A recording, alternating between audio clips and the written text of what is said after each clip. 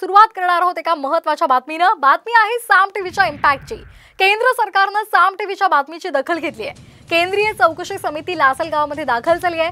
कांदा उत्पादक शेतकरी, बाजार समिती संचालक आणि कांदा व्यापारी यांच्यामध्ये सध्या बैठक सुरू झाली आहे। नाफेड आणि एसएसएफ कडून कांद्याची खरेदी कशा पद्धतीने चालते, या कांदा खरेदीमध्ये नेमक्या काय त्रुटी आहेत, तसंच शेतकऱ्यांना याचा खरंच फायदा होतोय का, या सर्व प्रश्नांवर या बैठकीमध्ये सर्वंकष चर्चा सध्या सुरू आहे। शेतकऱ्यांच्या केंद्र सरकारकडून नेमक्या काय अपेक्षा आहेत त्या सुद्धा या बैठकीमध्ये जाणून घेतल्या जात आहेत।